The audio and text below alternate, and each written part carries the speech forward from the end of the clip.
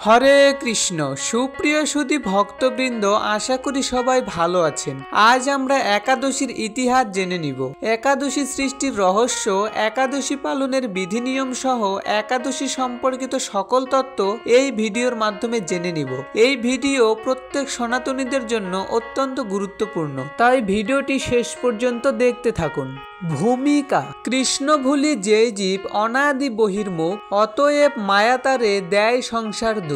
শ্রীকৃষ্ণকে ভুলে জীব অনাদিকাল ধরে জড়া প্রকৃতির প্রতি আকৃষ্ট রয়েছে, তাই মায়া তাকে এই জড়জগতে নানা প্রকার দুঃখ প্রদান করছে। পরম করুণাময় ভগবান কৃষ্ণ স্মৃতি জাগরিত করতে মায়াগ্রস্ত জীবের কল্যাণে বেদ পুরাণাদি শাস্ত্র গ্রন্থাবলী দান করেছেন। ভক্তি হচ্ছে ভগবানকে জানার ও ভগবত প্রীতি সাধনের একমাত্র সহজ উপায়। শাস্ত্রে যে 64 প্রকার ভক্তাঙ্গের কথা বলা হয়েছে, তার মধ্যে একাদশী ব্রত সর্বোত্তম। শ্রবণ, কীর্তন, স্মরণাদি নবদা ভক্তির পরই দশম ভক্তাঙ্গ রূপে একাদশীর স্থান। এই তিথিকে হরিবাসর বলা হয়, তাই ভক্তি লাভের চেয়ে সকলেরই একাদশী ব্রত পালনের পরম উপযোগিতার কথা বিভিন্ন পুরাণে বর্ণিত হয়েছে। এখান থেকে আমরা জানতে পারলাম 64 প্রকার ভক্তাঙ্গের মধ্যে একাদশী ব্রত সর্বোত্তম এবং একাদশী তিথিকে হরিবাসর তিথি বলা হয়। হরিবাসর অর্থাৎ ভগবান শ্রীহরির নিকটে অবস্থান করা।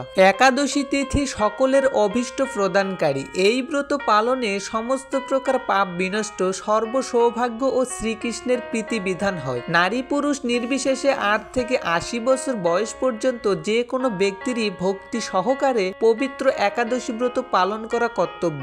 এখান থেকে আমরা জানতে পারলাম 8 থেকে 80 বছর পর্যন্ত সকলেরই একাদশী ব্রত পালন করা উচিত। সংকটজনক অবস্থা বা জন্ম মৃত্যুর অশৌচে কখনো একাদশী পরিত্যাগ করতে নেই। একাদশীতে শ্রাদ্ধ উপস্থিত হলে সেই দিন না করে দ্বাদশীতে শ্রাদ্ধ করা উচিত। শুধু বৈষ্ণবেরাই নয়, শিবের উপাসক, সূর্য, চন্দ্র, ইন্দ্রাদি যে কোনো দেবোপাসক সকলেরই কর্তব্য একাদশী ব্রত পালন করা। এখান থেকে আমরা জানতে পারলাম কোনো অবস্থাতেই একাদশী পরিত্যাগ করা উচিত নয় এবং একাদশীর দিনে শ্রাদ্ধ উপস্থিত হলে তা দ্বাদশীতে পালন করা উচিত। দুর্লভ মানব জীবন লাভ করেও এই ব্রত অনুষ্ঠান না করলে বহু দুঃখ কষ্টে 84 লক্ষ যোনি ভ্রমণ করতে হয়। অহংকার বশত একাদশী ব্রত ত্যাগ করলে অশেষ যম যন্ত্রণা ভোগ করতে হয়। যে ব্যক্তি এই ব্রতকে তুচ্ছ জ্ঞান করে, জীবিত হয়েও সে মৃতের সমান। তাই এই দুর্লভ মানব জীবনকে সার্থক করতে অবশ্যই একাদশী ব্রত পালন করা উচিত। কেউ যদি বলে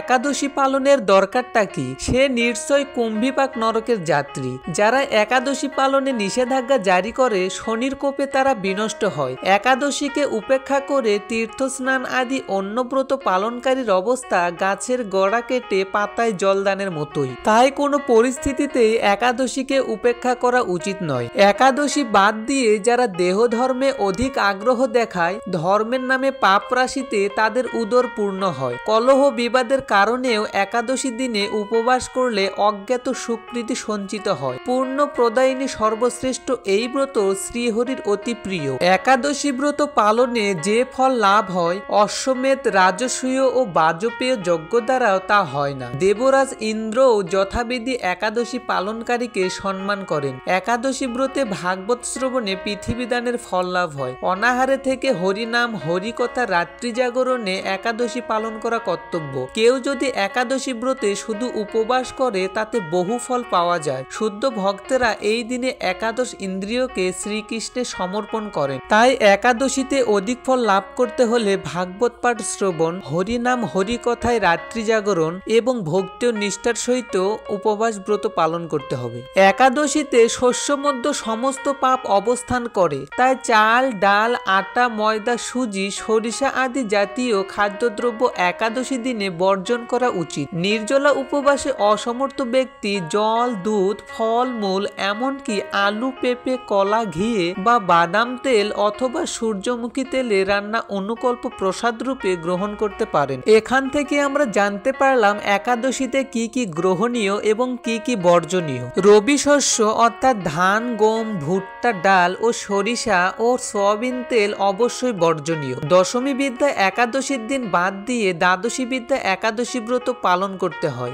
একাদশীতে সূর্যোদয়ের পূর্বে বা সূর্যোদয় কালে 1 ঘন্টা 36 মিনিটের মধ্যে যদি দশমী স্পর্শ হয় তাকে দশমী বিদ্যা বলে জেনে পরদিন একাদশী ব্রত পালন করতে হয়। এখানকার গুরুত্বপূর্ণ বিষয় হলো দশমী বিদ্যা একাদশী বাদ দিয়ে দ্বাদশী বিদ্যা একাদশী ব্রত পালন করা উচিত, যা ভগবান শ্রীহরির অতি প্রিয়। মহাদ্বাদশীর আগমন হলে একাদশীর উপবাস ব্রতটি মহাদ্বাদশীতেই করতে হয়। একাদশী ব্রত করে পরের দিন উপযুক্ত সময়ে শস্য জাতীয় প্রসাদ গ্রহণ করে পালন করতে হয়। শাস্ত্রবিধি না মেনে নিজের মন গড়া একাদশী ব্রত করলে কোনো ফল লাভ হয় না। দৈববশত যদি কখনো একাদশী ভঙ্গ হয়ে যায় তবে ক্ষমা ভিক্ষা করে পুনরায় ব্রত পালন করতে হয়। এখান থেকে আমরা জানতে পারলাম শাস্ত্রবিধি না মেনে নিজের মন গড়া মতো একাদশী করলে কোনো ফল লাভ হয় না। তাই শাস্ত্রবিধি মেনে ভক্তি ও নিষ্ঠা সহকারে একাদশী ব্রত পালন করা উচিত এবং উপযুক্ত সময়ে পালন করা উচিত। গঙ্গা স্নানে যেমন সবার অধিকার আছে তেমনি একাদশী ব্রতের অধিকারীও সকলেই। শাস্ত্রে বিধবা সধবা সকলের জন্যই একাদশী ব্রত পালনের নির্দেশ দেওয়া হয়েছে। যারা সধবার একাদশী পছন্দ করেন না, শাস্ত্রে তাদের বিষ্ণুদ্রোহী বলা হয়েছে। অনেকের মনে এই ভুল ধারণাটি রয়েছে। অনেকে মনে করে স্বামী বেঁচে থাকলে একাদশী ব্রত পালন করা উচিত নয়, কিন্তু শাস্ত্রে সধবা বিধবা 8 থেকে 80 বছর পর্যন্ত সকলকেই একাদশী পালনের নির্দেশ দেওয়া হয়েছে। শ্রী চৈতন্য মহাপ্রভু তার লীলাবিলাসের প্রথম থেকেই একাদশী ব্রত পালনের প্রথা প্রবর্তন করেছিলেন। শ্রীল জীব গোস্বামী তার ভক্তি সন্দর্ভে স্কন্দ পুরাণ থেকে উদ্ধৃতি দিয়ে বলেছেন, যে মানুষ একাদশীর দিন শস্যদানা গ্রহণ করে সে তার পিতামাতা, ভাই ও গুরু হত্যাকারী। তাই একাদশীতে শস্যদানা বর্জন করে ভক্তি ও নিষ্ঠা সহকারে একাদশী ব্রত পালন করা উচিত। সে যদি বৈকুণ্ঠ লোকেও উন্নীত হয় তবুও তার পতন হয়। একাদশীর দিন ভগবানের জন্য সবকিছু রন্ধন করা হয়, এমনকি অন্ন ডালও, কিন্তু সেই অন্নপ্রসাদ সেই দিন গ্রহণ করা উচিত নয়। সেই প্রসাদ পরের দিন গ্রহণ করার জন্য রেখে দেওয়া যেতে পারে। শ্রী পুরীধামে জগন্নাথের অন্নপ্রসাদ গ্রহণে দোষ নেই, এই ধারণার বশবর্তী হয়ে অনেকেই একাদশীতে নিঃসংকোচে অন্নপ্রসাদ গ্রহণ করেন। এটি সম্পূর্ণ শাস্ত্রবিরুদ্ধ বিচার। একাদশীতে উপবাস অত্যন্ত গুরুত্বপূর্ণ, তবে কেবল অনাহারে উপবাস করাটাই মুখ্য উদ্দেশ্য নয়। মুখ্য উদ্দেশ্য হচ্ছে গোবিন্দ বা শ্রীকৃষ্ণের প্রতি অধিক শ্রদ্ধা ও প্রেম পরায়ণ হওয়া। উপমানে নিকটে, বাস মানে অবস্থান করা, অর্থাৎ উপবাস শব্দের অর্থ ভগবান শ্রীহরির নিকটে অবস্থান করা। একাদশীর দিন উপবাস করার মুখ্য উদ্দেশ্য হচ্ছে শারীরিক আবশ্যকতাগুলি খর্ব করে ভগবানের মহিমা কীর্তন এবং অন্যভাবে ভগবানের সেবা করে সময়ের সদ্ব্যবহার করা। ভোরে শয্যা ত্যাগ করে শুচিশুদ্ধ হয়ে শ্রীহরির মঙ্গল আরতিতে অংশগ্রহণ করতে হয়। শ্রীহরির পাদপদ্মে প্রার্থনা করতে হয়, হে শ্রীকৃষ্ণ, আজ যেন এই মঙ্গলময়ী পবিত্র একাদশী সুন্দরভাবে পালন করতে পারি, আপনি আমাকে কৃপা করুন। একাদশীতে গায়ে তেল মাখা, সাবান মাখা, পরনিন্দা, পরচর্চা, মিথ্যা ভাষণ, ক্রোধ, দিবানিদ্রা, সাংসারিক আলাপাদি বর্জনীয়। এই দিন গঙ্গা আদি তীর্থে স্নান করতে হয়। মন্দির মার্জন, শ্রীহরির পূজা অর্চনা, স্তবস্তুতি, গীতা ভাগবত পাঠ, আলোচনায় বেশি করে সময় অতিবাহিত করতে হয়। এই তিথিতে গোবিন্দের লীলা স্মরণ এবং তার দিব্য নাম শ্রবণ করাই হচ্ছে সর্বোত্তম। শ্রীল প্রভুপাদ ভক্তদের একাদশীতে 25 মালা বা যথেষ্ট সময় পেলে আরো বেশি জপ করার নির্দেশ দিয়েছেন। একাদশীর দিন ক্ষৌরকর্মাদি নিষিদ্ধ। একাদশী ব্রত পালনে ধর্ম, অর্থ, কাম, মোক্ষ আদি বহু অনিত্য ফলের উল্লেখ শাস্ত্রে থাকলেও শ্রী হরিভক্তি বা কৃষ্ণপ্রেম লাভই এই ব্রত পালনের মুখ্য উদ্দেশ্য। ভক্তগণ শ্রীহরির সন্তোষ বিধানের জন্যই এই ব্রত পালন করেন। পদ্মপুরাণ, ব্রহ্মবৈবর্ত পুরাণ, বরাহ পুরাণ, স্কন্দ পুরাণ ও বৈষ্ণব স্মৃতিরাজ, শ্রী হরিভক্তি বিলাস আদি গ্রন্থে এ সকল কথা বর্ণিত আছে। বছরে 26টি একাদশী আসে, সাধারণত 12 মাসে 24টি একাদশী। এইগুলি হচ্ছে উৎপন্না, মোক্ষদা, সফলা, পুত্রদা, শটতিলা, জয়া, বিজয়া, আমলকি, পাপমোচনী, কামদা, বরুথিনী, মোহিনী, অপরা, নির্জলা, যোগিনী, শয়ন, কামিকা, পবিত্রা, অন্নদা, পরিবর্তিনী বা পার্শ্ব, ইন্দিরা, পাশাঙ্কুশা, রমা এবং উত্থান। কিন্তু যে বৎসর পুরুষোত্তম মাস, অধি মাস বা মল মাস থাকে সেই বৎসর পদ্মিনী ও পরমা নামে আরো দুটি একাদশীর আবির্ভাব হয়। যারা যথাবিধি একাদশী উপবাসে অসমর্থ অথবা ব্রত দিনে সাধু সঙ্গে হরিকথা শ্রবণে অসমর্থ, তারা এই একাদশী মাহাত্ম্য পাঠ বা শ্রবণ করলে অসীম সৌভাগ্যের অধিকারী হবেন। সুপ্রিয় সুধী ভক্তবৃন্দ, এখন আমরা একাদশী তত্ত্ব জেনে নিব, যেখানে একাদশী সৃষ্টির রহস্য বর্ণনা করা হয়েছে। পদ্মপুরাণে একাদশী প্রসঙ্গে বলা হয়েছে, এক সময় জৈমিনী ঋষি তার গুরুদেব মহর্ষি ব্যাসদেবকে জিজ্ঞাসা করলেন, হে গুরুদেব, একাদশী কি? একাদশীতে কেন উপবাস করতে হয়? একাদশী ব্রত করলে কি লাভ? একাদশী ব্রত না করলে কি ক্ষতি? এসব বিষয়ে আপনি দয়া করে বলুন। মহর্ষি ব্যাসদেব তখন বলতে লাগলেন, সৃষ্টির প্রারম্ভে পরমেশ্বর ভগবান এই জড় সংসারে স্থাবর জঙ্গম সৃষ্টি করলেন। মর্তলোকবাসী মানুষদের শাসনের জন্য একটি পাপ পুরুষ নির্মাণ করলেন। সেই পাপ পুরুষের অঙ্গগুলি বিভিন্ন পাপ দিয়েই নির্মিত হলো। পাপ পুরুষের মাথাটি ব্রহ্মহত্যা পাপ দিয়ে, চক্ষু দুটি মদ্যপান, মুখ স্বর্ণ অপহরণ, দুই কর্ণ গুরুপত্নী গমন, দুই নাসিকা স্ত্রী হত্যা, দুই বাহু গোহত্যা পাপ, গ্রীবা ধন অপহরণ, গলদেশ ভ্রূণ হত্যা, বক্ষ পরস্ত্রী গমন, উদর আত্মীয় স্বজন বধ, নাভি শরণাগত বধ, কোমর আত্মশ্লাঘা, দুই উরু গুরু নিন্দা, শিষ্ণ কন্যা বিক্রি, মলদার গুপ্তকথা প্রকাশ পাপ, দুই পা পৃথ্বী হত্যা, শরীরের রোম সমস্ত উপপাতক।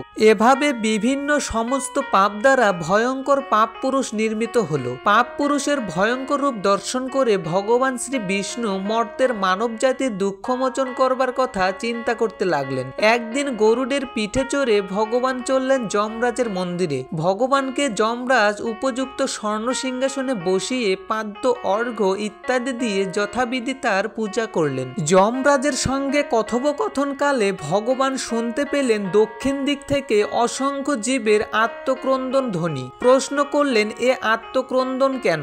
যমরাজ বললেন, হে প্রভু, মর্তের পাপী মানুষেরা নিজ কর্মদোষে নরক যাতনা ভোগ করছে। সেই যাতনার আত্মচিৎকার শোনা যাচ্ছে। যন্ত্রণাকাতর পাপাচারী জীবদের দর্শন করে করুণাময় ভগবান চিন্তা করলেন, আমি সমস্ত প্রজা সৃষ্টি করেছি, আমার সামনেই ওরা কর্মদোষে দুষ্ট হয়ে নরক যাতনা ভোগ করছে। এখন আমি এদের সদ্গতির ব্যবস্থা করব। ভগবান শ্রীহরি সেই পাপাচারীদের সামনে একাদশী তিথিরূপে এক দেবী মূর্তিতে প্রকাশিত হলেন। সেই পাপীদেরকে একাদশী ব্রত আচরণ করালেন। একাদশী ব্রতের ফলে তারা সর্বপাপ মুক্ত হয়ে তৎক্ষণাৎ বৈকুণ্ঠ ধামে গমন করল। শ্রী ব্যাসদেব বললেন, হে জৈমিনী, শ্রী হরির প্রকাশ এই একাদশী সমস্ত সুকর্মের মধ্যে শ্রেষ্ঠ এবং সমস্ত ব্রতের মধ্যে উত্তম ব্রত। কিছুদিন পরে ভগবানের সৃষ্ট পাপ পুরুষ এসে শ্রী হরির কাছে করজোরে কাতর প্রার্থনা জানাতে লাগলো, হে ভগবান, আমি আপনার প্রজা। আমাকে যারা আশ্রয় করে থাকে তাদের কর্ম অনুযায়ী তাদের দুঃখ দান করাই আমার কাজ ছিল। কিন্তু সম্প্রতি একাদশীর প্রভাবে আমি কিছুই করতে পারছি না, বরং ক্ষয়প্রাপ্ত হচ্ছি। কেননা একাদশী ব্রতের ফলে প্রায় সব পাপাচারীরা বৈকুণ্ঠের বাসিন্দা হয়ে যাচ্ছে। হে ভগবান, এখন আমার কি হবে? আমি কাকে আশ্রয় করে থাকব? সবাই যদি বৈকুণ্ঠে চলে যায় তবে এই মর্ত জগতের কি হবে? আপনি বা কার সঙ্গে এই মর্তে ক্রিয়া করবেন? পাপ পুরুষ প্রার্থনা করতে লাগলো, হে ভগবান, যদি আপনার এই সৃষ্ট বিশ্বে ক্রিয়া করবার ইচ্ছা থাকে তবে আমার দুঃখ দূর করুন। একাদশী তিথির ভয় থেকে আমাকে রক্ষা করুন। হে কৈটব নাশন, আমি একমাত্র একাদশীর ভয়ে ভীত হয়ে পলায়ন করছি।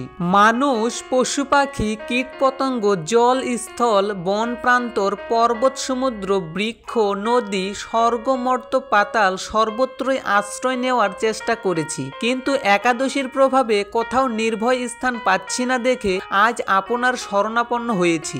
হে ভগবান, এখন দেখছি আপনার সৃষ্ট অনন্ত কোটি ব্রহ্মাণ্ডের মধ্যে একাদশী প্রাধান্য লাভ করেছে, সেই জন্য আমি কোথাও আশ্রয় পেতে পারছি না। আপনি কৃপা করে আমাকে একটি নির্ভয় স্থান প্রদান করুন। পাপ পুরুষের প্রার্থনা শুনে ভগবান শ্রীহরি বলতে লাগলেন, হে পাপ পুরুষ, তুমি দুঃখ করো না। যখন একাদশী তিথি এই ত্রিভুবনকে পবিত্র করতে আবির্ভূত হবে তখন তুমি অন্ন ও রবি শস্য মধ্যে আশ্রয় গ্রহণ করবে, তাহলে আমার মূর্তি একাদশী তোমাকে বধ করতে পারবে না। হরে কৃষ্ণ। তো এই ছিল আজকে একাদশী সম্পর্কে গুরুত্বপূর্ণ একটি ভিডিওটি কেমন লেগেছে কৃপা করে সবাই জানাবেন। তো ভিডিওটি যদি ভালো লেগে থাকে তাহলে আপনার বন্ধু বান্ধব ও আত্মীয় স্বজনের কাছে ভিডিওটি শেয়ার করে সনাতন ধর্ম প্রচার কার্যে অংশগ্রহণ করবেন এবং এরকম নিত্য নতুন ভিডিও পেতে আমাদের চ্যানেলটি সাবস্ক্রাইব করে পাশে থাকুন। হরে কৃষ্ণ।